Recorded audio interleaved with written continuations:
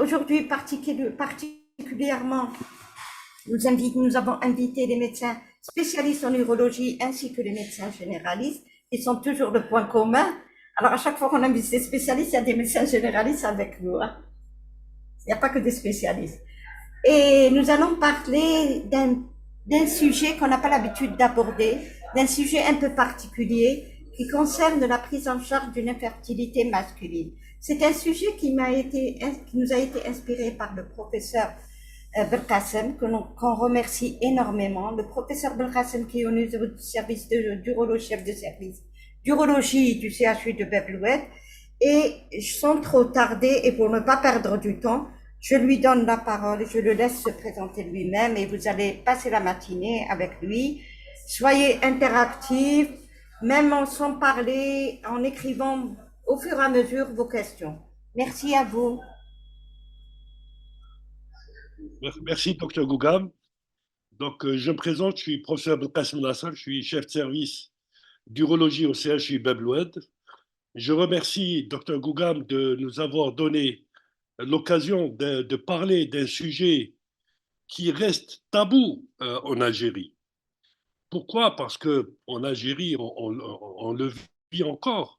La stérilité ou bien l'infertilité, ce n'est jamais l'affaire de l'homme, c'est toujours la femme qui est responsable. Et souvent, on le voit dans notre pratique quotidienne, c'est la femme qui consulte, ensuite elle Recording in progress.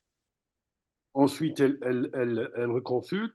Donc, ce n'est qu'après qu'on se rend compte que le problème se situe au niveau de l'homme.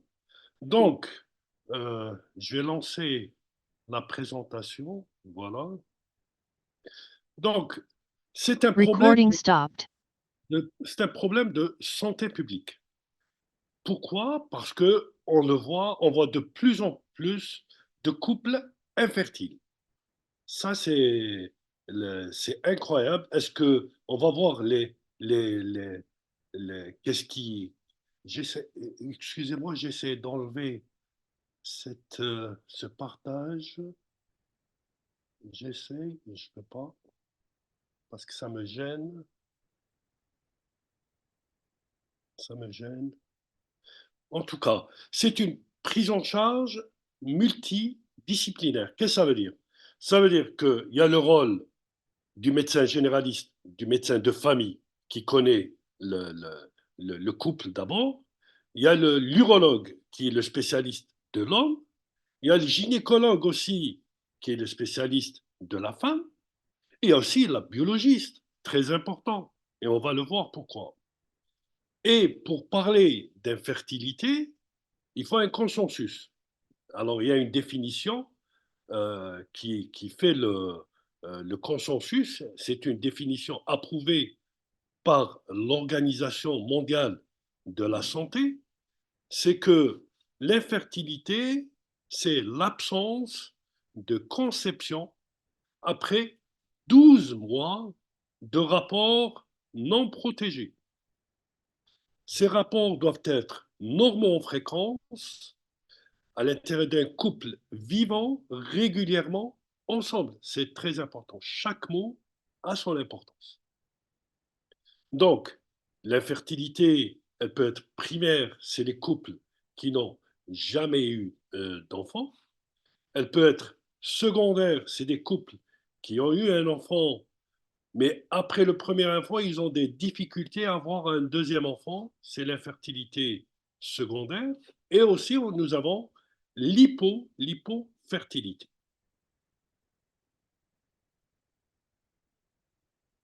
Donc, c'est un problème de couple.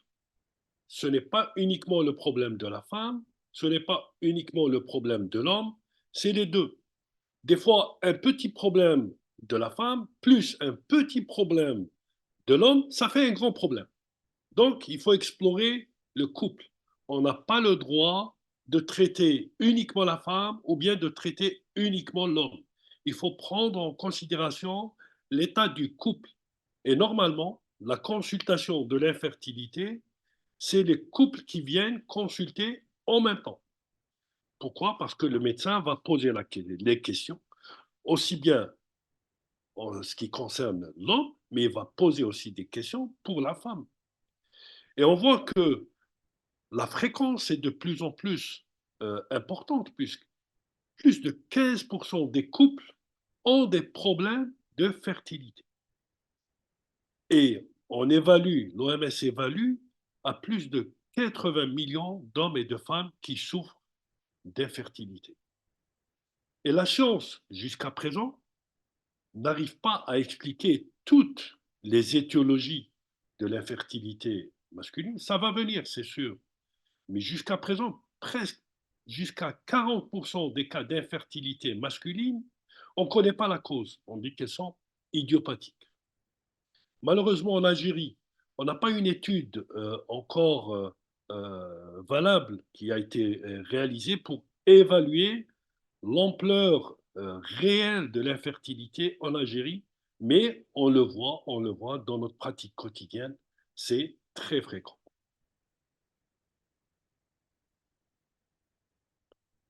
Un petit rappel anatomique s'impose. Pourquoi? C'est juste pour dire que les spermatozoïdes sont fabriqués au niveau des testicules. On sait très bien que le testicule, il a une fonction endocrine qui est et la fonction exocrine. Le spermatozoïde, quand il est fabriqué dans le testicule, il va cheminer dans l'épididyme, ensuite dans le canal déférent, il va remonter le long du canal déférent et il va être stocké, ce spermatozoïde va être stocké au niveau des vésicules séminales. Ces vésicules séminales, c'est le lieu de stockage du sperme. Ces vésicules séminales se situent derrière la vessie et au-dessus de la prostate. Et elles sont reliées, ces vésicules séminales, par un petit canal. Elles sont reliées à l'urètre, le canal qui permet l'évacuation aussi bien des urines que du sperme chez l'homme. Parce qu'on sait très bien que chez l'homme, on a un appareil urogénital. C'est différent de la femme où elle a un appareil urinaire séparé de l'appareil génital. Chez l'homme, non. Chez l'homme, c'est un appareil urogénital, puisqu'on voit que lorsqu'il y a une éjaculation, il va y avoir une contraction des vésicules séminales, il va y avoir le sperme qui va descendre le long de l'urètre pour sortir du méa urétral. Il ne faut pas qu'il remonte vers la vessie. Pourquoi? Parce que sinon, on aura ce qu'on appelle une éjaculation rétrograde, c'est-à-dire il remonte. Dans une éjaculation normale, il y a le sphincter qui est là, le sphincter lisse au niveau vésical du col de la vessie. À l'éjaculation, ce sphincter va se fermer. Il va se fermer pour empêcher la remontée des spermatozoïdes vers la vessie pour que ces spermatozoïdes redescendent le long du canal de l'urètre pour sortir vers le méa urétral.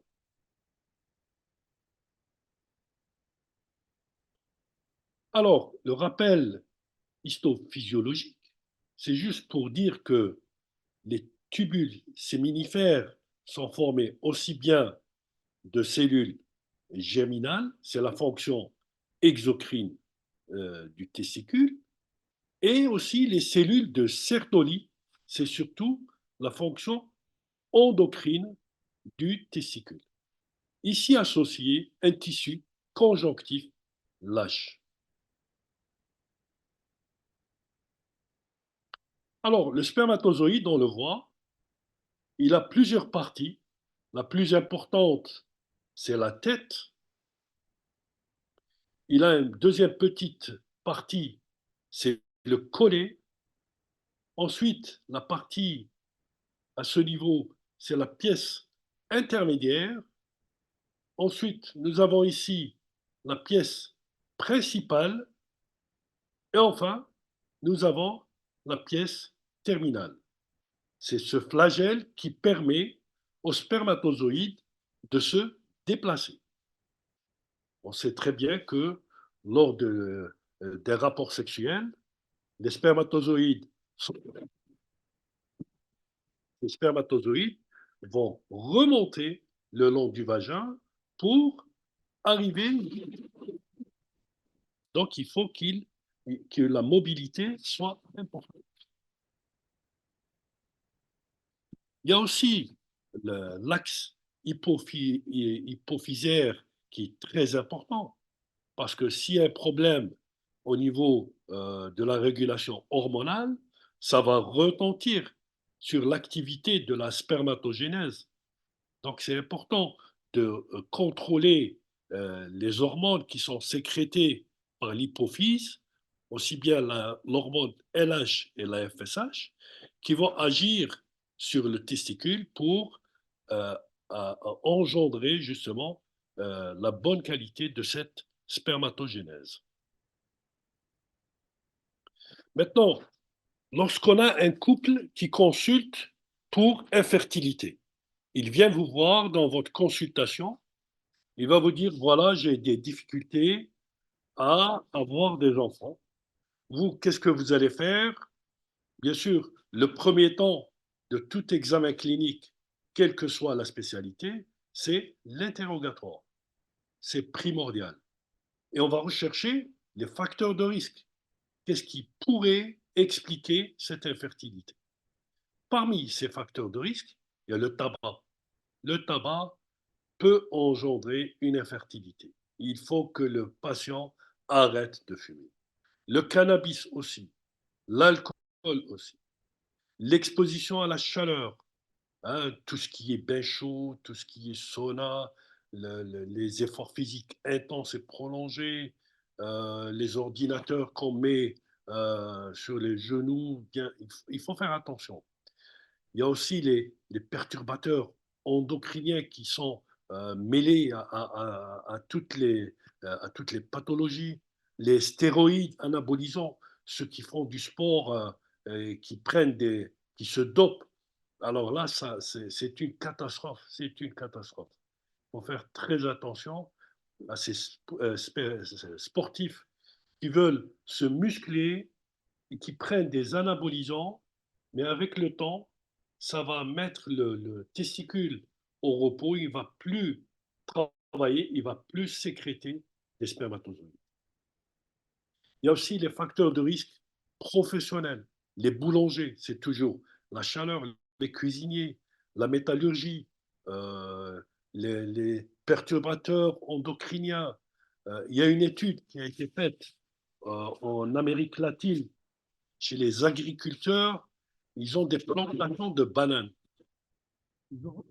Et les agriculteurs avaient des problèmes de fertilité. Ils ont remarqué que l'origine de cette infertilité, c'était l'avion. Quand il arrosait les plantations de bananes, il les arrosait de pesticides. Et bien sûr, les agriculteurs habitaient dans les fermes, donc ils absorbaient ces pesticides, donc ils étaient contaminés et ils avaient des difficultés à avoir des enfants. Donc c'est très important. Les radiations ionisantes, le stress, très important. Et bien sûr, le travail de la nuit, la fatigue qui peut être responsable de l'infertilité. On va rechercher, est-ce que ce patient a reçu des traitements qui peuvent nuire à la formation des spermatozoïdes. Et parmi ces traitements, il y a les chimiothérapies. Hein, les drogues antimétotiques, ça bousille la formation de spermatozoïdes.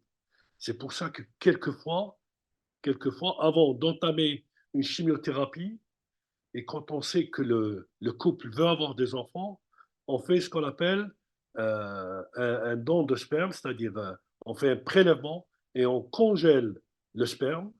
Il va faire sa chimiothérapie et ça n'empêche pas le couple d'avoir des enfants par des techniques de procréation assistée.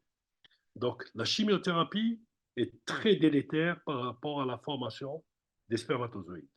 Certains anti-infectieux, des médicaments du système nerveux central, les neuroleptiques, il y a les stéroïdes aussi, on en a parlé, quelques médicaments, heureusement, qui sont quelquefois réversibles, c'est-à-dire quand on arrête ces traitements, le testicule recommence à reprendre sa fonction de fabriquer les spermatozoïdes. Il y a les traitements de l'hypertrophie bénigne de la prostate. Alors, surtout les alpha-bloquants. Les alpha-bloquants entraînent quelquefois ce qu'on appelle une éjaculation rétrograde, hein. Donc, ça gêne bien sûr la fertilité. Il y a aussi les inhibiteurs de la 5-alpha-réductase. Ça diminue, c'est vrai, le poids de la prostate, mais ça diminue aussi la quantité du sperme. Aussi, il y a la radiothérapie qui peut agir sur le testicule. S'il fait une radiothérapie pour un problème digestif, par exemple, le rectum, par exemple, eh ben, les radiations vont toucher le testicule et ces radiations ont un effet délétère sur la formation des spermatozoïdes. On va rechercher, bien sûr, dans la famille. Est-ce que c'est le premier cas d'infertilité dans la famille ou bien c'est le premier? On va rechercher, bien sûr, le- le- la notion d'un cancer urogénital dans la famille, quel que ce soit le rat, la prostate, les testicules ou bien la verge. La notion d'hypofertilité ou histoire familiale de difficulté à avoir des enfants. Et on va aussi rechercher la notion de maladie génétique, et on va le voir, qui peut être responsable d'infertilité, notamment la mucoviscidose, la trisomie et surtout le syndrome de Klinefelter. Donc, après l'interrogatoire, on va examiner notre patient. On va l'examiner, on va le voir, on va prendre son poids. Est-ce qu'il est obèse, la taille, la tension artérielle? Est-ce qu'il y a des signes de carence androgénique, de dysfonction endocrinienne, la répartition des graisses? Est-ce qu'il y a une gynécomastie? Est-ce qu'il a été opéré ou pas? Des cicatrices d'intervention? Ensuite, la on va voir la position du méa, hein. Le méa qui est là, mais quelquefois il est en hypospade, hein, et quelquefois il est très bas. Donc s'il est vraiment là, lors du rapport sexuel, le spermatozoïde va sortir, mais il va pas arriver au niveau de la cavité vaginale. Donc il va sortir dehors. Donc c'est très important. Dans ce cas-là, il n'y a pas de traitement, sauf la chirurgie. Il faut repositionner ce BA, il faut le remettre à sa place et le problème sera réglé. On va rechercher bien sûr une courbure du pénis qui va empêcher la pénétration de la verge dans la cavité vaginale. Ça peut se régler par des techniques chirurgicales. Après l'examen de la verge, on va voir les testicules. Est-ce qu'ils sont en position normale? C'est important. Est-ce qu'ils sont en position ectopique, hein? Est-ce qu'ils sont, on le voit, des fois, ils consultent, ils ne savaient même pas que les testicules, ces deux testicules sont en position abdominale. C'est pour ça qu'il vient, il nous dit, voilà, j'ai des difficultés à avoir des enfants. Quand on l'examine, le fait de l'examiner et voir qu'au niveau du scrotum qui est vide, on comprend qu'il ne peut pas avoir des enfants de manière naturelle. Dans ce cas-là, il faut les opérer. Il faut descendre ces testicules en position normale. Toujours l'examen clinique au niveau de la bourse, on va rechercher ce qu'on appelle les varicocèles. Là, c'est quoi le varicocèle?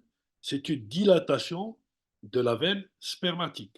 Et on le voit ici, hein, cette dilatation de la veine spermatique, on la voit ici. Donc, il y a plusieurs grades de varicocèle.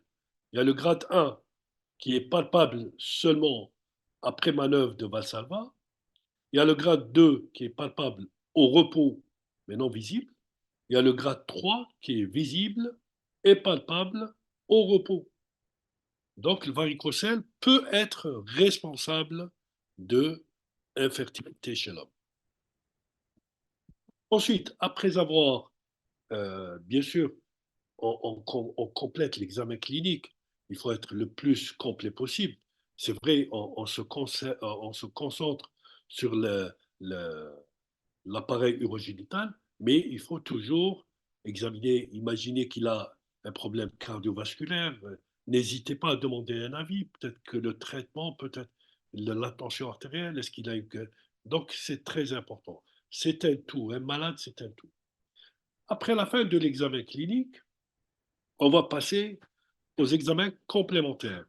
Et le premier examen complémentaire, c'est le spermogramme, qui doit être fait au laboratoire après une abstinence de minimum 2 jours, entre 2 et 5 jours, après une toilette soigneuse de la verge et des mains. Et on va prélever ce sperme et on va l'analyser. Alors, l'OMS en 2010, le volume doit être supérieur ou égal à 1,5 millilitres. Inférieur, c'est une hypospermie. La numération doit être supérieure à 15 millions. S'il n'y a pas de spermatozoïdes, on va parler d'azospermie. Si le nombre il est inférieur à 15 millions, on va parler d'oligospermie. Si le nombre il est supérieur à 200 millions, on va parler de polyspermie. Ensuite, il y a la mobilité. C'est important. Elle doit être supérieure ou égale à 40%. Si elle peut être aussi supérieure ou égale à 32% de mobilité progressive A plus B. A plus B, c'est la première heure pour le A et la troisième heure pour le B. Inférieure à 32%, c'est-à-dire la mobilité qui est réduite, on va parler d'asténospermie. Maintenant, la morphologie. La morphologie, c'est la forme de ces spermatozoïdes. Elle doit être normale, supérieure à 4%. Si elle est inférieure à 4%, on va parler de tératospermie.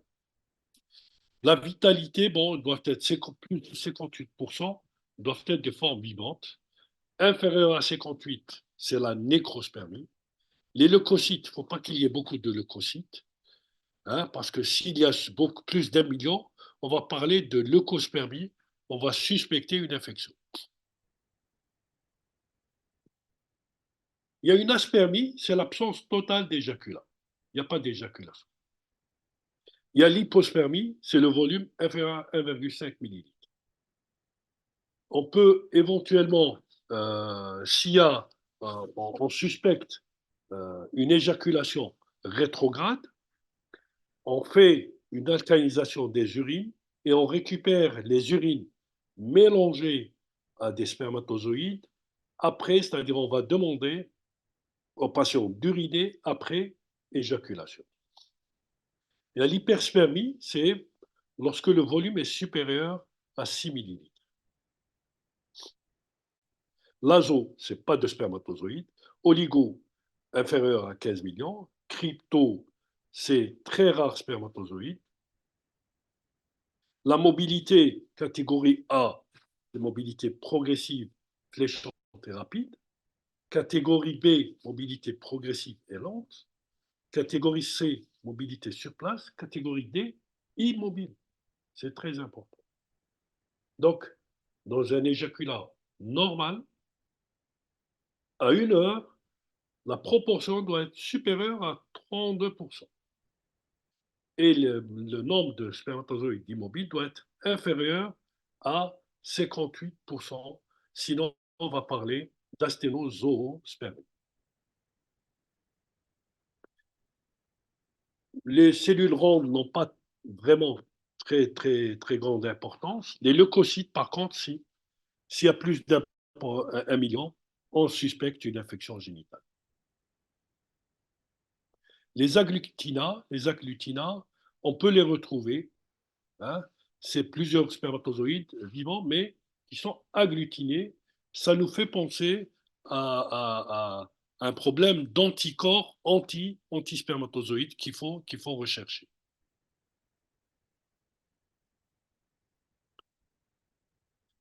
Donc, le spermogramme est considéré anormal s'il contient moins de 15% de formes typiques.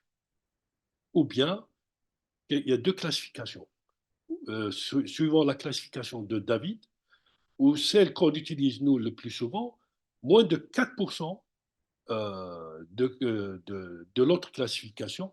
Sinon, on va parler de tératozoospermie. L'index d'anomalie, il est important à avoir. L'index d'anomalie multiple, c'est le rapport entre le nombre total d'anomalies, le nombre total d'anomalies. J'ai des difficultés. Excusez-moi, je vais faire une petite. J'ai pas l'écran total. Partage. Non, qu'est-ce que je dois faire? Professeur, Oui, docteur Gloire. J'ai à ma droite, j'ai mon petit écran, j'ai le vôtre, docteur Gougrab, j'ai le eh, père Iman Amirat que je veux enlever. vous voulez enlever Imen Amirat. Oui, je veux enlever le PH Slimane Amirat, je veux enlever EPH Arabi Septi, Ain Berda, parce que ça empêche d'accéder à toute la diapo. Ça cache la diapo. Pourtant, je leur ai pas donné la possibilité d'enregistrer. Alors, si vous entendez, pour nous, c'est bon. Donc, je vais essayer d'enlever le. Je ne sais pas comment faire. Personne ne voit ces diapos à part vous, hein. Moi, je l'ai. Voilà. Moi, je. Personne ne voit ça, ne voit Oui, c'est oui. Je vais essayer de. vous Non. voulez faire, c'est dommage, je ne peux pas faire mieux. Parce que ça. Je vais revenir. Mais C'est on pas voit grave. bien les photos, hein. On les voit très très bien.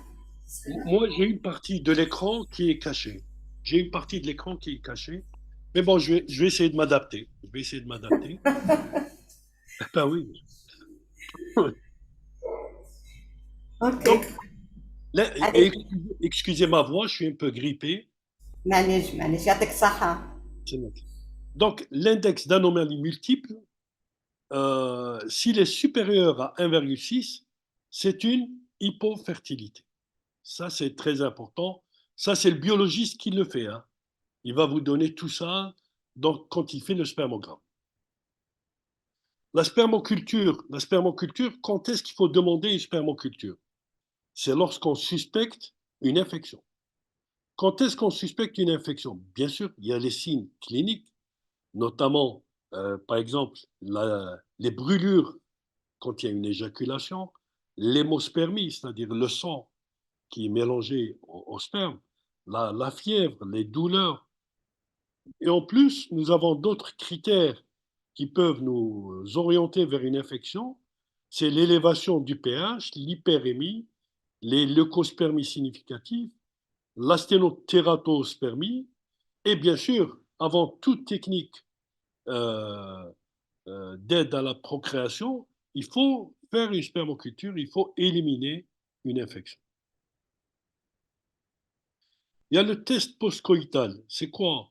C'est-à-dire, on va étudier, après un rapport, on va voir est-ce que les spermatozoïdes, on va récupérer la glaire et on va voir est-ce que ces spermatozoïdes ont une mobilité importante ou pas. Il y a aussi le bilan d'auto-immunisation anti-spermatozoïde. On a vu quand il y a une agglutination de spermatozoïdes, on suspecte un problème auto-humain. Donc ça sous-entend qu'il faut faire d'autres analyses un peu plus poussées. C'est pour ça que dès le début, on a parlé de problèmes multidisciplinaires. Vous voyez que ce n'est pas aussi évident. Il faut faire appel, travailler avec le biologiste, il faut savoir ce qu'on lui demande et discuter avec lui. Qu'est-ce que vous avez trouvé? Vous pensez à quoi? Est-ce qu'il ne faut pas faire d'autres examens?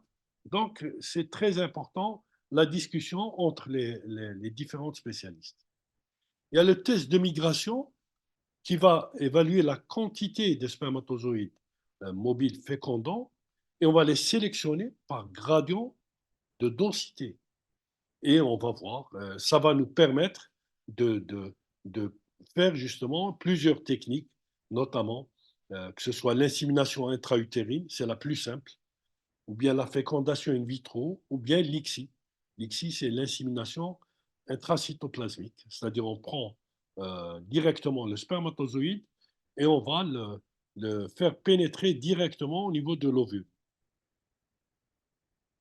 Il y a les marqueurs biochimiques. Il y a les marqueurs biochimiques. Ça nous donne une idée sur s'il y a un problème. On a vu dans l'anatomie que le spermatozoïde, il remonte du testicule le long du canal déférent, ensuite vers les vésicules séminales, ensuite vers l'urètre. Mais quand il y a un problème soit au niveau de l'épididyme ou bien du canal déférent, même si le testicule il est bon, il fabrique les spermatozoïdes, mais ces spermatozoïdes n'arrivent pas. Donc il y a une obstruction. Il y a des marqueurs. Quand il y a un problème au niveau de la prostate, on va doser le zinc, les phosphatases acides et les citrates. Quand il y a un problème au niveau des vésicules, on suspecte un problème au niveau des vésicules séminales, on va doser le fructose. Et au niveau de l'épididyme, on va doser l'alpha 1,4 glucosidase ou bien la carnitine. Et on voit sur ce tableau, hein, par exemple, quand il y a une obstruction des canaux éjaculateurs, alors les marqueurs épididymaires sont abaissés. Les marqueurs de la vésicule séminale sont effondrés. Et les marqueurs de la prostate sont normaux. Donc, ça vous donne une idée sur le siège exact de l'obstruction.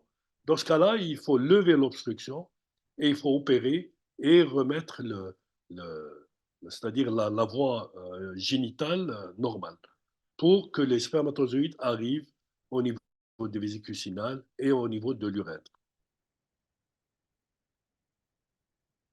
Le cariotype, il est important parce qu'il y a des anomalies justement chromosomiques qui sont responsables d'infertilité. Et on les retrouve jusqu'à 7% de couples infertiles. Parmi ces anomalies, le syndrome de Klinefelter, XXY. 2 tiers des anomalies chromosomiques sont retrouvées, c'est le syndrome de Klinefelter. Mais quand est-ce qu'on demande un cariotype? Est-ce que toute infertilité, on va demander un cariotype? Non. C'est premièrement quand il y a une azospermie non obstructive. Quand il y a une oligospermie sévère, c'est-à-dire inférieure à 10 millions. Quand il y a une incidence ou bien une histoire familiale d'avortement dans ce cas-là, le syndrome de Klinefelter, il faut demander un cariotype. Il y a la microdélétion du chromosome. Ça peut, le chromosome Y, on peut le retrouver surtout chez les hommes qui ont une azospermie. Il y a plusieurs types de microdélétions. Ça, c'est des microdélétions qu'on doit rechercher dans les azospermies sécrétoires et les oligospermies sévères, c'est-à-dire inférieures à 5 millions. Il y a les mutations des gènes. Surtout, il y a plusieurs, surtout la mucoviscidose. La mucoviscidose peut être responsable d'infertilité. Et on a eu des patients qui ont consulté pour infertilité, et quand on les a explorés, on a trouvé qu'ils avaient une mucoviscidose, et ça a permis de les orienter chez les spécialistes, notamment en pneumo. Donc, c'est très important de. C'est quoi, dans ce cas-là, les mutations des gènes? Il va y avoir une absence de la vésicule séminale et du canal déférent. Il n'y a pas de canal déférent. Le testicule, il est bien, il fonctionne, il fabrique les spermatozoïdes, mais il n'arrive pas au niveau des vésicules séminales parce qu'elles sont absentes. Pourquoi? Parce qu'il y a une mutation des gènes de la mucoviscidose. Donc l'examen clinique, quand on examine une bourse, est très important. Le canal déférent, on peut le palper. Si on ne le palpe pas, on peut suspecter une mucoviscidose. Maintenant, il y a une évaluation endocrinienne, bien sûr. On a vu l'axe hypothalamo-hypophysaire, hein, la FSH, la LH, la testostérone quelquefois. Donc, c'est l'examen, c'est en fonction de l'examen clinique. Ce n'est pas tous les malades à qui on va demander une FSH et LH. Non. On va d'abord commencer par un spermogramme. S'il est normal, on s'arrête. Maintenant, s'il a des anomalies, s'il y a par exemple, les testicules sont hypotrophiques, c'est vrai, on peut demander une FSH, une testostérone, une inhibine pour essayer d'évaluer l'axe hypothalamo-hypophysaire. L'analyse d'urine, on en a parlé. Hein. Si vraiment il n'y a, pas vraiment de... C'est quand on suspecte une ingénésie dans le cadre de mycoviscidose ou bien dans le cadre d'éjaculation rétrograde. Le bilan radiologique, il est systématique. On va examiner les testicules. On va voir est-ce qu'il y a des microcalcifications, est-ce qu'ils sont hypotrophiques, est-ce qu'il y a ils sont en position normale ou bien en position ectopique. On va voir au niveau de l'épididyme, est-ce qu'il y a des kystes. On va voir est-ce qu'il y a des varicocèles qui peuvent être jusqu'à 40% de cas d'infertilité. C'est important. L'échographie endorectale n'est pas systématique. Du moins, elle n'est pas demandée en première intention. C'est surtout secondairement lorsqu'on suspecte qu'il y a absence de vésicule séminale, c'est vrai, on peut demander une échographie endorectale. La biopsie, on la faisait avant, mais il ne faut plus faire de biopsie. C'est-à-dire il faut faire une biopsie dans le cadre d'une procréation médicale assistée. Si on fait une biopsie testiculaire, le prélèvement doit être donné immédiatement au biologiste pour essayer de récupérer les spermatozoïdes, s'il le trouve. Mais de là à faire une biopsie et envoyer à l'anapathe pour voir ce qu'il y a... Non. Toute biopsie doit être faite dans le cadre d'un programme de procréation médicale. Il y a des fois où on a ce qu'on appelle les fragmentations d'ADN spermatique. Quelquefois, c'est vrai, il y a des ruptures et des lésions du matériel génétique. Ça peut engendrer, bien sûr, des perturbations au niveau du spermogramme. Et même, on a vu, même chez des patients qui ont une infertilité avec un spermogramme normal, mais ils ont des fragmentations de l'ADN. Donc, c'est pour ça qu'on a dit jusqu'à 40% des infertilités, on ne connaît pas l'étiologie, hein, pour le moment du moins.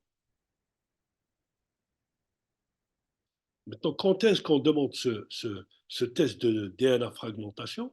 C'est les infertilités persistantes inexpliquées, échec d'insémination, faible taux de fécondité, taux d'implantation faible en fécondation in vitro, les fausses couches répétées, l'exposition prolongée aux toxiques et les hommes âgés de plus de 45 ans. Maintenant, les étiologies de ces infertilités. L'étiologie la plus importante chez l'homme, c'est le varicocèle. C'est cette dilatation des veines du plexus pampiniforme, c'est le cordon spermatique. Ça touche 15 à 20 adultes jeunes et ça peut être à l'origine de 35% d'infertilité primaire et jusqu'à 80% d'infertilité secondaire. C'est surtout à gauche, mais quelquefois c'est bilatéral. Pourquoi il y a quand il y a un varicocèle, il y a des perturbations de la spermatogenèse? C'est surtout à cause du stress oxydatif, de l'hypoxie, des altérations des fonctions endocrines et exocrines du testicule. Il y a l'arrêt, la maturation de la spermatogénèse, arrêt de la croissance chez l'adolescent, parce que quand il y a des spermatozoïdes, ça diminue la taille des testicules et ça peut engendrer des perturbations de la spermatogénèse. Bon, le traitement des varicocèles, il faut les opérer. Hein, il y a deux techniques, c'est la chirurgie classique. Il y a même ceux qui essaient d'emboliser. Bon, les deux techniques se valent. Et on a vu que quand on opère, il y a une amélioration des paramètres de 65% des cas et il y a 43% de grossesse à 1 an. Les indications, quand est-ce qu'on opère ces varicocèles? Chez l'adolescent, quand il y a une hypotrophie, il faut sauver le testicule. Quand il y a un homme qui consulte pour infertilité, mais il n'y a pas une autre étiologie, avec anomalie du spermogramme, bien sûr.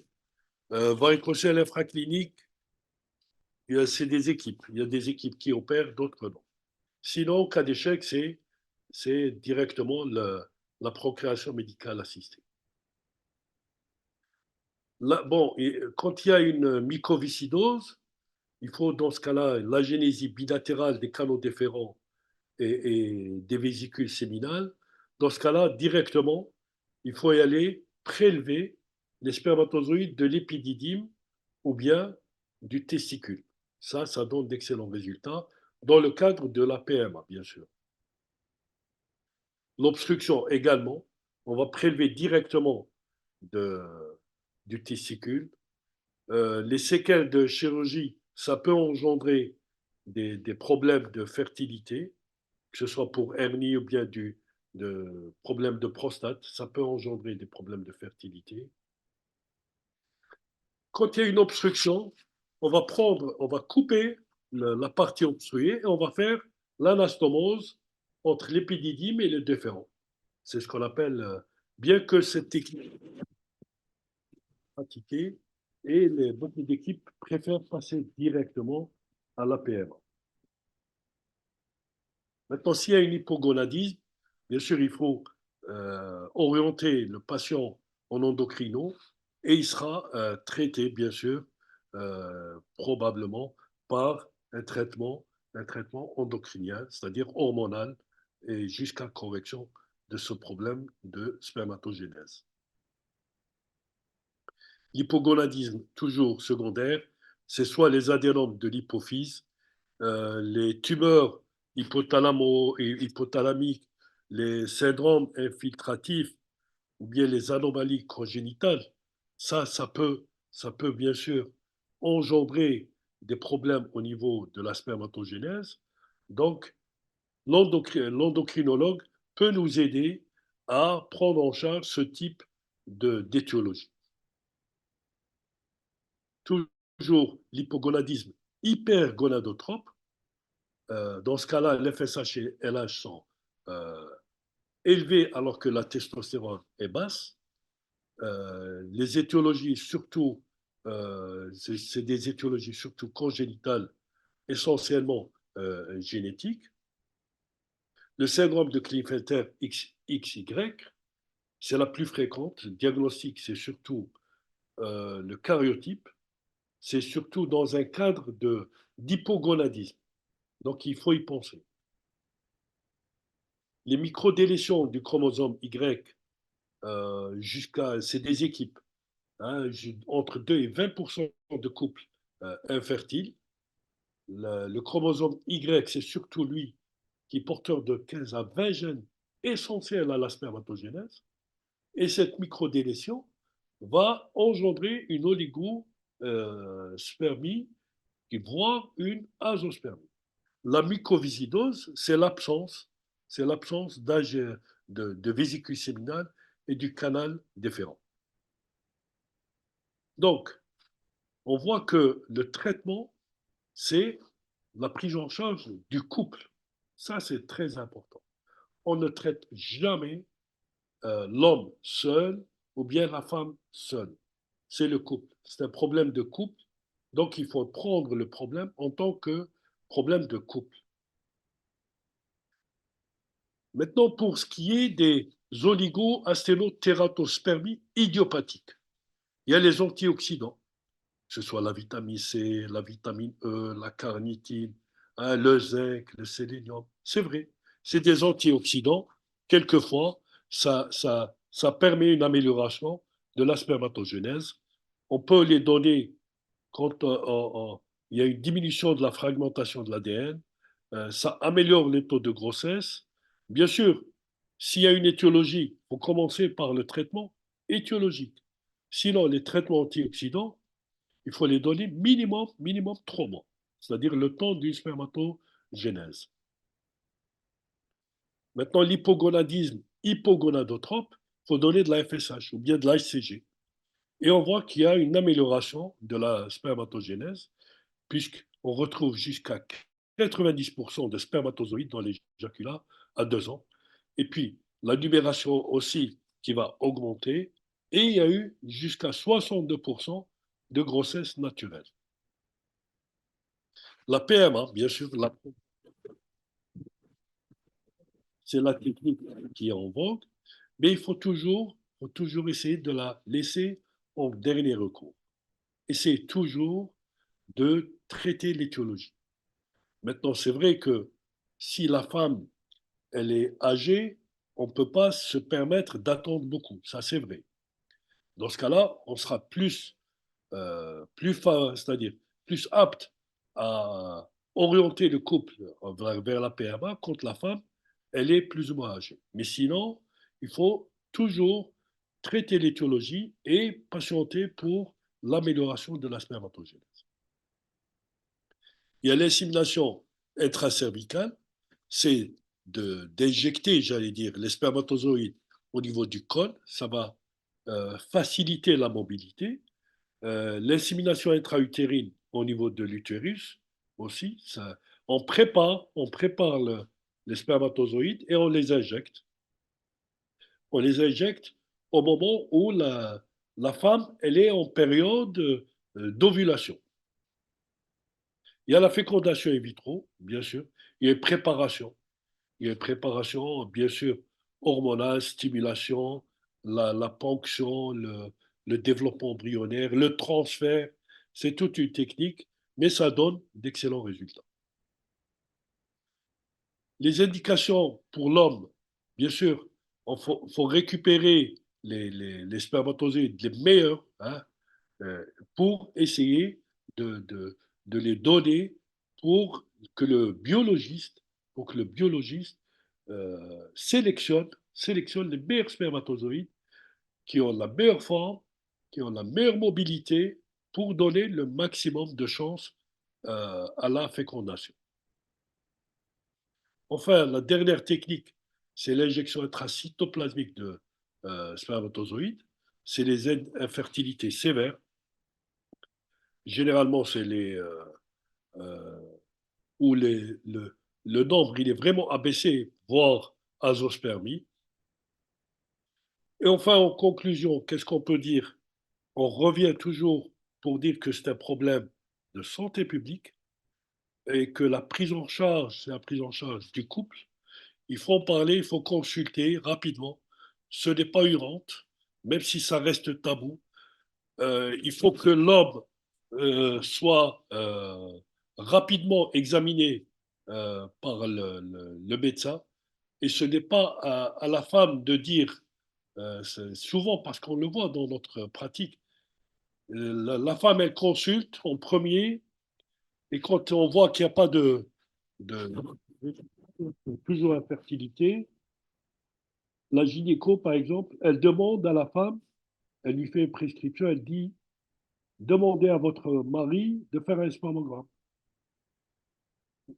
C'est pas normalement, ça ne doit pas se faire de cette manière. Il faut que le mari aussi soit examiné pour essayer de rechercher une étiologie. Voilà. En Algérie, on revient, on dit que c'est un problème de formation et d'information. Le travail, on insiste sur le travail pluridisciplinaire. L'urologue, il a un rôle très important dans la prévention, dans le médical, dans le traitement et dans la chirurgie. Et je vous remercie. Merci, professeur. Je pense que là, on va aller vers les questions. Oui. Professeur, votre formation, votre présentation, elle est sous PDF? Non? Non, je vais la transformer en PDF et je vais vous l'envoyer. Parce qu'il voudrait la voir, donc D'accord. non, محسوب اليوم pour la voir. Ah, je vais essayer de la faire maintenant. Si vous pouvez. D'accord. Nous allons passer là aux questions. Écrivez vos questions, profitez, nous avons largement le temps. Oui. Profitez de la présence du professeur. C'est un sujet qui n'est pas abordé à tout moment. Ah oui. Donc, est-ce que ce sujet est utilisé pour les examens ou pas? Pardon? Est-ce que ce sujet peut être un sujet d'examen ou Ah bien oui, il ah faut, oui. euh, Dans notre, ah oui, que ce soit chez les externes ou même chez les résidents, hein, c'est hyper tombable, hein. D'ailleurs, vous on avez, a changé au début, dans l'ancien programme, il n'y avait pas l'infertilité. Hmm. Les anciens médecins, ils n'ont pas fait le cours d'infertilité. Mais on a dû changer le programme et inclure le cours sur l'infertilité. Tellement c'est Ça important. c'est bien. Ça c'est bien. Vous avez des questions? Est-ce que vous voyez le chat? Voilà, j'ai le chat, oui. D'accord? Je pense que c'est à partir de 10h22, là où vous avez fini, il y a les questions qui ont commencé. S'il vous plaît, les indications de la PMA, les limites d'âge pour la femme. Oui, Merci. Donc c'est là que ça commence. d'accord. Je Je vais suis, éteindre mon micro pour ne pas faire de bruit, parce que là je suis dans le bureau. Donc vous arrivez à voir les questions, je vous laisse. je suis à 10h02, 10h08. 10h22. Voilà. Les indications de la PMA, les limites d'âge pour la femme. Bon, les PMA, j'ose pas me prononcer pour ce qui est de la femme, sincèrement. Hein. Pourquoi? Parce que la femme, généralement, on se dit 38 ans, 39 ans, pas au-delà. Pas au-delà. Maintenant, si dans la famille, la mère, la grand-mère, elle est ménopausée tardivement, pourquoi pas? Mais quelquefois aussi, c'est l'inverse. Il y a des ménopauses un peu précoces. Donc, la PMA, il faut, si dans la famille, la ménopause est précoce et qu'il y a un problème de fertilité, il faut proposer la PMA rapidement. Maintenant, sinon, on peut se permettre de patienter un peu. Mais toujours est-il que l'indication de la PMA, c'est quand on n'a pas vraiment pu régler le problème de fertilité du couple par tout type de moyens, c'est-à-dire que ce soit les antioxydants, s'il y a un varicocèle qu'on a opéré et en post-opératoire, on remarque qu'il n'y a pas d'amélioration du spermogramme à 3 mois, à 6 mois, à 12 mois. Dans ce cas-là, on va envoyer le couple vers la PMA. Voilà. Ensuite, je vais voir. Merci.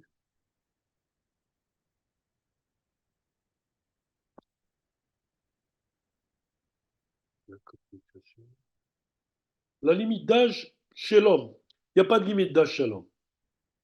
S'il est bien portant, il y a pas de problème. Il n'y a pas de problème.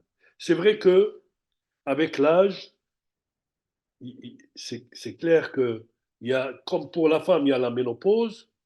Et chez l'homme, il y a ce qu'on appelle l'andropause. Ça diminue. Mais on a vu des hommes à 70 ans, ils ont eu des enfants. À 80 ans, ils ont eu des enfants. Donc, chez l'homme, c'est différent. Alors, quelles sont les limites entre impuissance et infertilité? C'est-à-dire l'impuissance ou bien la dysfonction érectile, si bien sûr, il ne peut pas avoir un rapport sexuel normal, c'est normal qu'il aura des difficultés à avoir des enfants. Parce que pour avoir des enfants, il faut qu'il y ait une pénétration.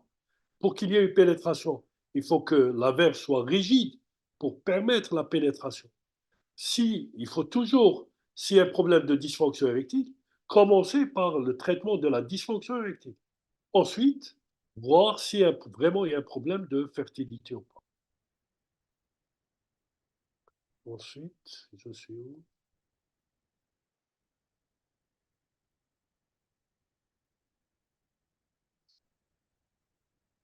Ah, la microdélétion, c'est la PMA. Qu'est-ce qu'il faut faire? Une microdélétion, c'est la PMA. C'est de la génétique. Les marqueurs biologiques, c'est sur un bilan sanguin. Alors, les marqueurs biologiques, c'est bilan sanguin. Mais il y a aussi quelques marqueurs qu'on demande au niveau du sperme. Micropénis chez le nourrisson traité peut être le cause de fertilité. Non. Micropénis, non, y a pas de problème. Chez le nourrisson traité. Non, non, non, non, il n'y a pas de problème. Pourquoi il n'y a pas de problème? Parce que s'il arrive à avoir un rapport sexuel, s'il arrive à éjaculer à l'intérieur du vagin, c'est bon. Le reste, c'est la mobilité qui fera le reste.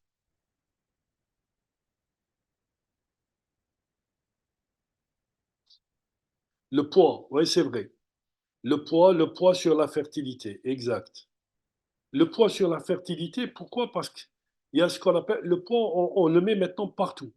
Hein, dans l'hypertension, dans le diabète, dans le syndrome métabolique, hein, ce qu'on appelle le syndrome métabolique, ça peut perturber la, la- la spermatogénèse. Donc, c'est vrai que le poids peut perturber la spermatogénèse. Une azoospermie excrétoire, on fait la PMA. Excrétoire, ça veut dire que le testicule, il est bon, qu'il produit, mais le spermatozoïde n'arrive pas. Donc, il faut ponctionner directement le testicule pour récupérer les spermatozoïdes, ou bien ponctionner l'épididyme qui est juste au-dessus de. Dans ce cas-là, ça donne d'excellents résultats. L'azospermie sécrétoire, c'est le testicule qui ne produit pas. C'est encore plus grave. Le pronostic est plus méchant que lorsqu'il s'agit d'azospermie excrétoire.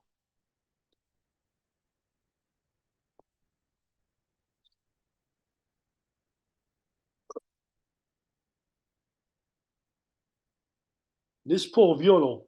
Les sports violents, non. Sauf si il y a des traumatismes.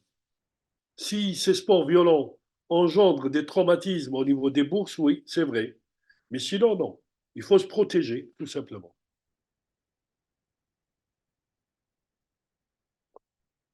Voilà, je pense qu'on a fini les questions. Est-ce qu'il y a d'autres questions?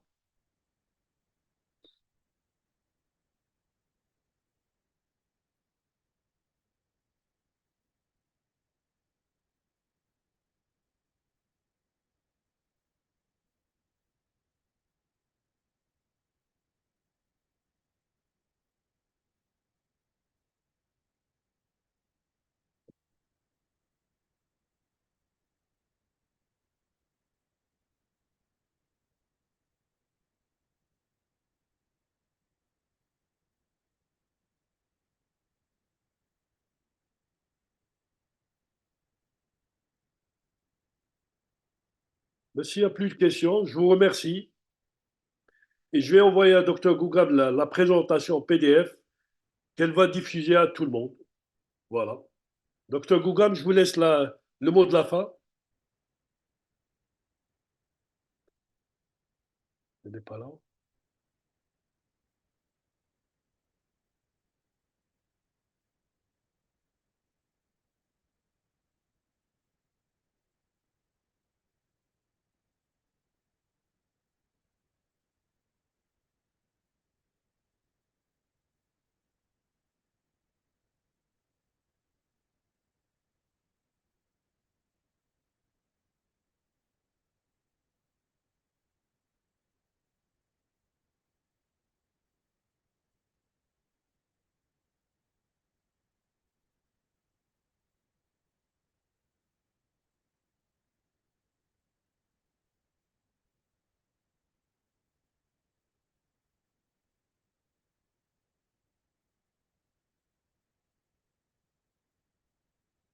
مع رنة الإنجليزي اضغط على واحد وثم عليه يطلق رنة جريمة الكرامة، وإذا حبيت رنة الموالية اضغط على اثنان.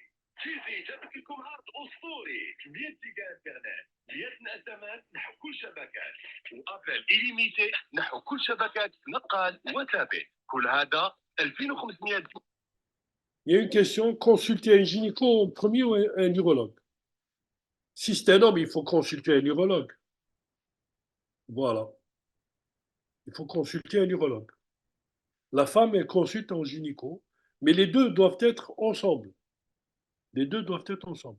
Maintenant, si la gynéco, elle examine l'homme, elle examine les testicules, pourquoi pas? On n'a aucune. Mais il faut qu'elle l'examine. Il faut qu'elle recherche, elle palpe les testicules, elle recherche les canaux déférents. C'est ça. Ça, c'est important. Ça existe, l'infertilité secondaire chez l'homme, bien sûr.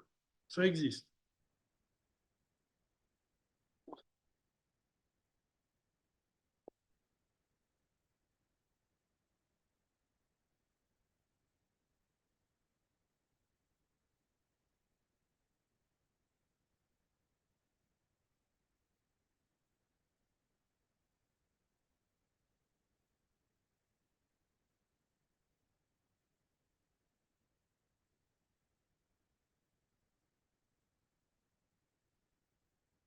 Ok.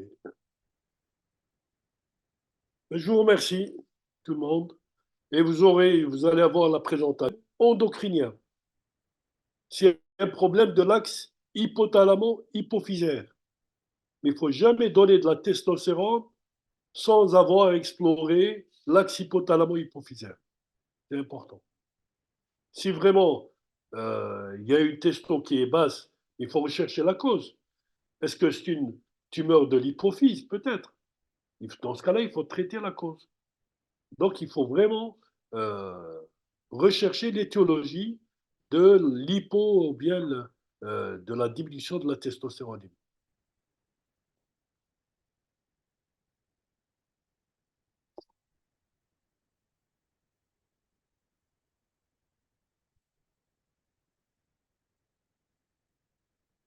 Ah oui, s'il y a une cause professionnelle, bien sûr, il faut changer de poste, c'est normal.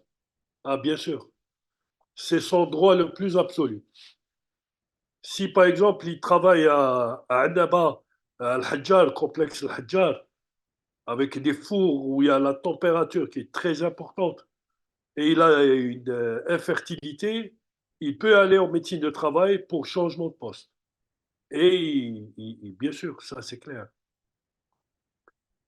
Alors, l'infertilité sécrétoire, il faut rechercher l'étiologie de l'infertilité sécrétoire.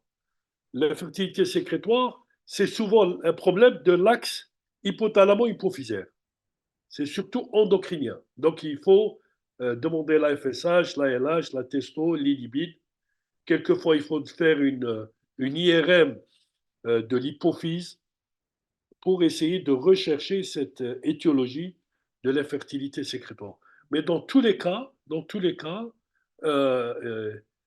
si vraiment il n'y a pas de traitement, il faut la PMA, peut-être qu'on va retrouver quelques spermatozoïdes. Docteur Gougami, oui, docteur Gougami, je vous laisse le mot de la fin. Allez, ok, merci. Le syndrome de Cushing, euh, pas obligatoirement. Non, non. Cushing, non. Il n'y a plus de questions? Moi, je vais poser la question autrement.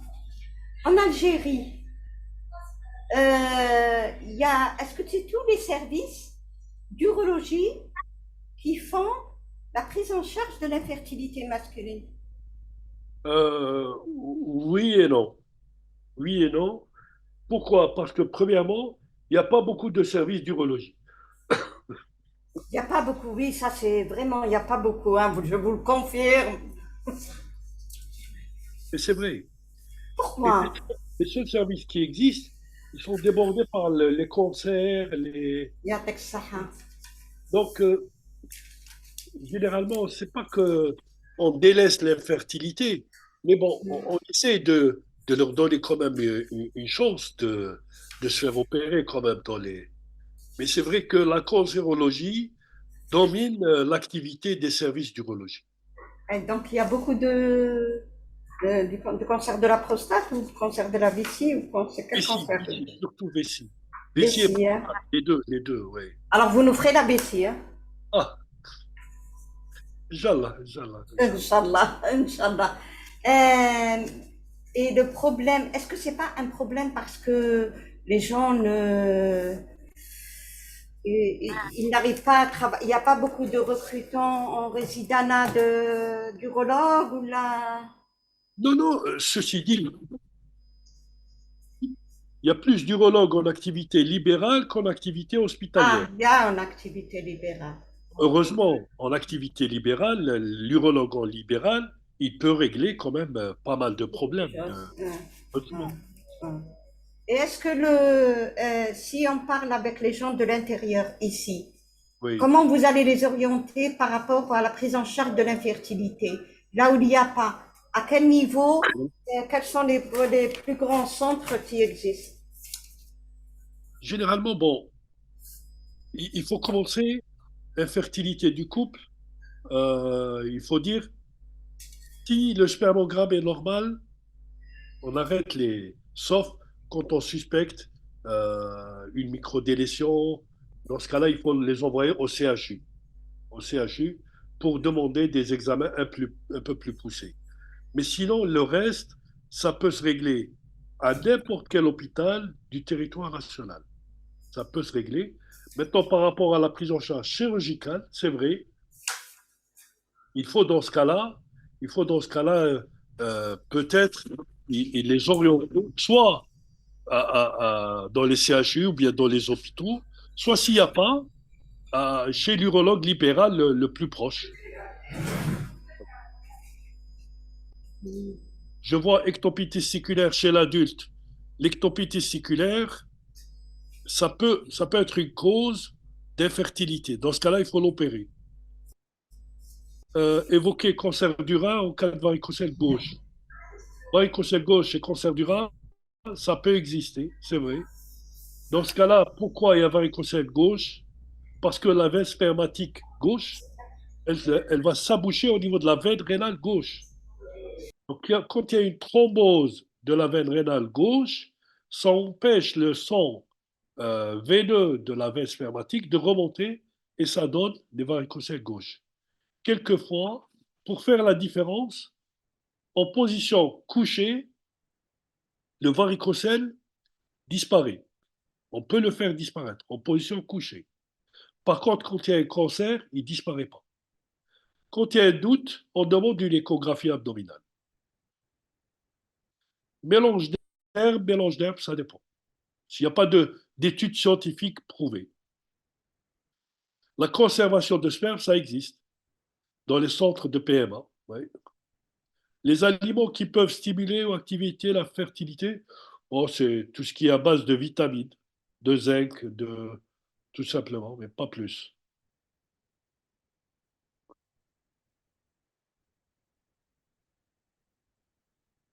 Voilà. Euh, donc, en urologie, j'ai bien compris, vous prenez en charge la fertilité masculine et en gynéco, ils prennent en charge la Absolument. fertilité féminine. Absolument. Vous n'avez jamais essayé de travailler ensemble tous les deux? C'est vrai, c'est l'idéal. Vous avez raison. Est-ce qu'on pourrait faire une formation ensemble? Ça, c'est vrai. Gynéco et C'est vrai, c'est vrai. urologue. C'est vrai. Ça rentre dans le. Comment on fait pour la cancérose, c'est-à-dire des réunions Oui, pluridisciplinaires. C'est oui, vrai. la CRP. Absolument. C'est l'idéal. C'est l'idéal. C'est l'idéal, c'est vrai. Je C'est pense vrai. que c'est ça, c'est comme ça que vient l'éducation. Absolument. Absolument. Je suis d'accord. Là, je suis d'accord. Donc, on commence par un spermogramme avec une écho aussi. Il faut les faire les deux, bien sûr. Ectopie testiculaire à l'âge adulte. Il garde sa fonction normale. Ça dépend. Ça dépend. Il peut garder sa fonction normale, comme il peut avoir des problèmes de spermatogénèse. Ça dépend.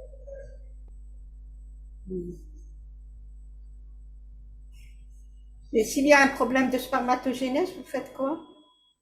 Et il faut l'opérer. Il faut l'opérer pour deux raisons. Pour essayer d'améliorer la spermatogénèse. Et Oui. deuxièmement, un testicule ectopique, si on le laisse en position ectopique, il peut dégénérer et donner un cancer du testicule. Ah, d'accord. C'est ça le problème. Donc on l'opère pour éviter la cancérisation du testicule ectopique, justement. À quel âge doit-on opérer une cryptorchidie? Jeune. Il faut l'opérer à moins de 2 ans. Il faut l'opérer rapidement. Faut pas, ça, c'est le pédiatre. Il ne faut pas attendre l'âge adulte. Normalement, c'est le pédiatre qui examine les testicules. 2 ans, il n'y a pas de descente, on opère. Normalement, on nous a toujours appris, moi je me rappelle, dans l'examen clinique, je faisais toujours ça. Absolument, absolument. Mais je ne sais pas maintenant, mais avant, moi je suis vieille, avant je faisais toujours ça. Sérieusement, hein, c'était l'une des priorités Bien sûr, dans l'examen de l'enfant. bien sûr. Si les testicules ne sont pas descendus, ne sont pas en place, il ne faut pas hésiter à l'envoyer au CCI. Et ça traîne jusqu'à la scolarisation. C'est vrai, ça traîne jusqu'à l'âge adulte, malheureusement. On voit des adultes qui ont des ectopies, des fois ils ne le savent même pas. C'est ça le problème. Moi j'ai rencontré des adultes, hein. Oui, J'ai c'est vrai. rencontré des adultes. Ouais. Donc vous pensez que la vessie est un gros problème Ah oui, de prise en sur charge. ce sujet? De prise en, pas de diagnostic.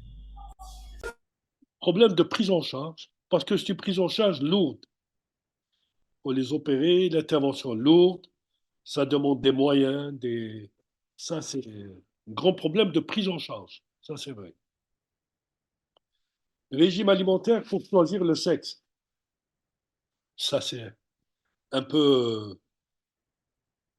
Bon, il n'y a pas d'études scientifiquement prouvées. C'est vrai, il y a beaucoup qui essaient, mais non, non, j'ose pas dire ça. Non,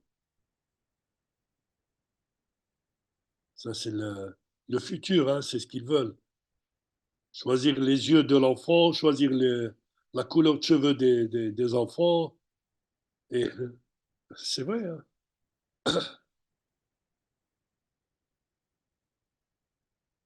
Mais là, dans ce cas, comme on exige certains bilans pour les deux, l'homme aussi devrait faire un examen urologique avant, avant le mariage. Pourquoi pas? Pourquoi pas? Pourquoi pas? Bien sûr. Pourquoi pas? Eh, tout ça, Bien c'est sûr. une éducation. Et bien sûr. Bien sûr. Et ça, c'est le rôle du médecin généraliste, parce que quand ils vont se marier, il n'a qu'à aller voir le médecin généraliste, et là, il va.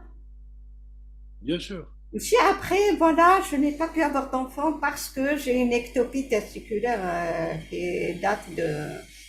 Il n'y a pas d'âge limite. Il n'y a pas d'âge limite pour opérer, hein. Je suis en train de répondre. Ouais, je vois.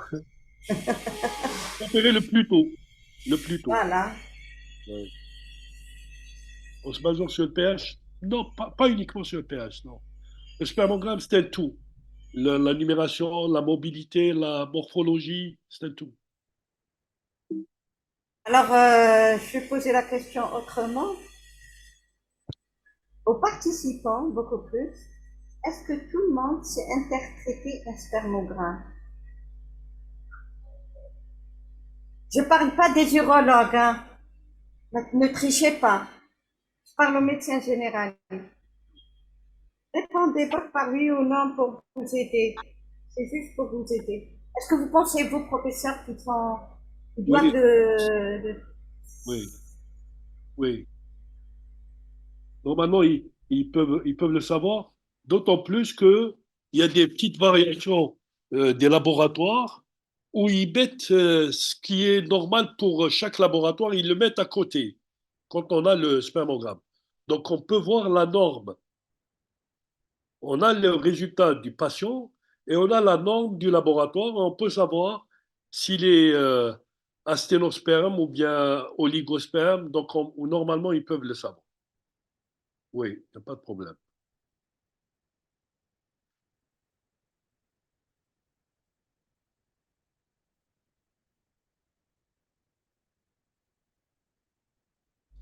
Quand il est oligosperme, quelle est la conduite rapidement en un seul mot, dans les trois cas?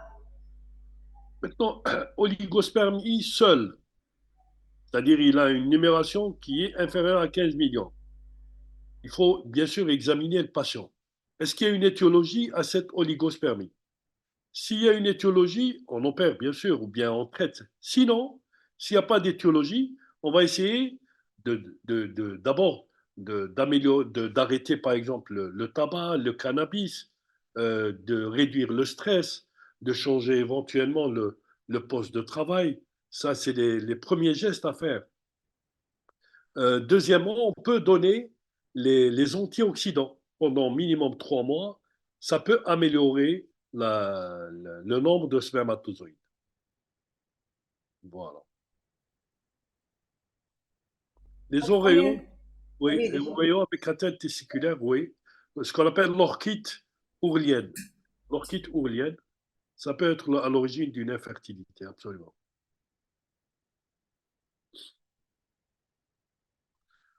Bon, les oréons, quand il y a une orchite, il faut la traiter rapidement. Si elle est traitée rapidement, ça donne d'excellents résultats, donc il n'y a pas de problème. Il peut avoir un spermogramme tout à fait normal. Mais il ne faut pas attendre. Dès qu'il y a des oréons avec une orchite, il faut traiter rapidement. Ça, c'est important. Et ça, c'est le pédiatre Ça, qui c'est le fait. pédiatre. Oui. Quel bilan demander à D'abord, le demander? spermogramme. Ensuite, s'il y a l'échographie, ça, c'est les deux. Ça, c'est les deux bilans. Ensuite, quand on suspecte une origine de perturbation de l'axe hypothalamo-hypophysaire, on peut demander la FSH, la LH, la testostéronémie. C'est au cas par cas. Il y a pas, c'est pas tous les bilans qui sont demandés à tous les couples. Non, c'est en fonction de ce qu'on cherche.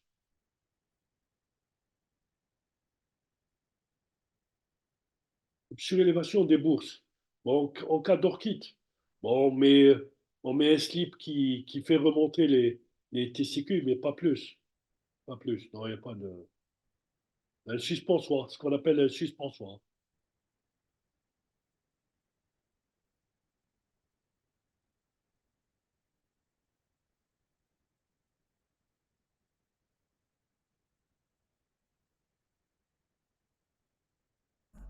Bon, je pense que là, il n'y a plus de questions. Oui. Est-ce qu'on libère notre cher professeur là? Oui, le diabète, il peut être à l'origine d'infertilité sous plusieurs axes. Premièrement, le diabète peut être responsable de dysfonction érectile. Ça, c'est premier point. Le diabète, il peut être responsable d'éjaculation rétrograde.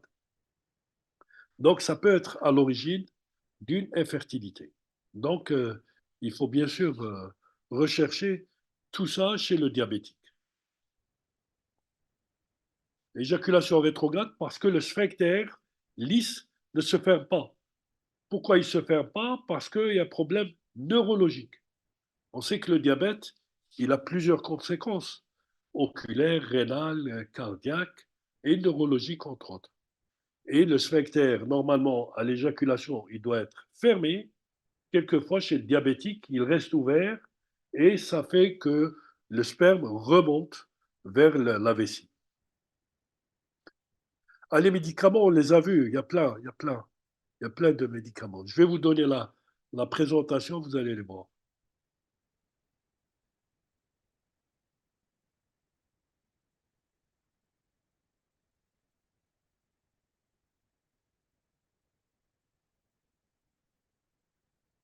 Voilà, en tout cas, je vois qu'il y a eu beaucoup de discussions, c'est bien, c'est bien, On voit l'intéressement. c'est bien. Qu'est-ce que vous attendez, vous, du généraliste? Brièvement. Qui l'examine, l'examen clinique, ça c'est premièrement. Le spermogramme, l'échographie scrotale, et l'orienter chez l'urologue pour l'homme, accompagné de sa femme, et chez la gynéco pour s'il y a une suspicion de problème chez la femme. Accompagné de l'homme, toujours.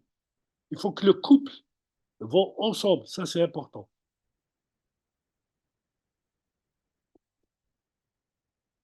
Ouais, ah, il faut que. C'est vrai, non, non, il faut qu'il se fasse examiner, hein, ça c'est clair. Non, non, c'est l'examen clinique, il faut le faire. Ah, il faut leur dire, sinon on ne peut pas savoir quelle est l'origine du problème d'infertilité. C'est clair. Voilà. Je vais vous poser une autre question un peu banale, mais c'est une question que je pose toujours à nos chers spécialistes. Quel type d'ordonnance ils envoient aux spécialistes? Parce que moi, je cherche à valoriser, à revaloriser l'activité du médecin généraliste. Bien sûr. Il est le premier amant. Et donc, moi, je suis médecin généraliste, vous êtes urologue. Je vous envoie mon patient et je pense à ce type à une infertilité. Je fais le spermogramme, je l'envoie faire une échographie et je fais un bon interrogatoire, une bonne clinique dans mon ordonnance, dans mon envoi. Qu'est-ce que je mets? Qu'est-ce qui est important que je vous mette? Est-ce qu'il y a d'autres examens un peu plus poussés pour une prise en charge plus poussée, surtout que c'est ça le rôle du spécialiste, justement. Le médecin généraliste, il ne peut pas tout régler, ça c'est clair. Il fait le minimum, ça c'est important. Et quand il y a un problème, il l'envoie chez le spécialiste. Et comme c'est un problème qui est un peu psychologique, un peu social, pourquoi est-ce que je sais pourquoi, est-ce que le spécialiste en urologie fait le feedback au médecin généraliste, qui doit lui Et- aussi participer à cette et prise en charge? ça, c'est le travail en réseau. Nous, on a le défaut de ne pas travailler en réseau. Il faut C'est toujours ça. travailler en réseau. Normalement, les médecins généralistes ont leur urologue référent, ont leur cardiologue référent, ont leur gynéco référent, et ils travaillent ensemble. Ça doit se faire comme ça. Ça, c'est important. Et parce que le médecin généraliste, il ne met pas la petite phrase magique. Oh, Retour de l'information, s'il vous plaît, médecin généraliste, mettez, imposez le retour de l'information. C'est une question, tout est question d'habitude. Si le médecin spécialiste voit ça, il va finir par se dire, il s'intéresse, ce médecin. Je vais lui envoyer un courrier de retour. Il y a maintenant l'informatique, il y a les réseaux sociaux, il y a la boîte mail. Il suffit de s'y mettre, c'est tout. Parce qu'il faut une coordination. faut créer des réseaux. C'est important. Enfin, je Voilà. pense qu'on est à la fin, parce que là, il n'y a plus de questions. Et, Pour qu'on puisse vous libérer, sauf si vous voulez rester avec nous, restez. ça va, ça va. Vous pouvez mettre votre communication en PDF ou ça va vous prendre du temps? Je sais pas, je vais voir. D'accord. Je vais le faire. Sinon, Je vais essayer de le faire rapidement. qui nous répond? Il y aura toujours quelqu'un qui va vous répondre. Et avec le temps, tout est question de temps et d'habitude. Ça va. Circoncision mal faite. Oui, circoncision mal faite si la position du BA n'est pas à l'endroit, mais pas plus. Il y a pas vraiment une incidence sur la fertilité. Voilà, je pense qu'on a fait le tour, hein, docteur Gougon. Je vous laisse dire le dernier mot, professeur. Ça a été un plaisir, ça a été vraiment un plaisir. On Merci beaucoup, reprendra, docteur Inch'Allah. Gougon.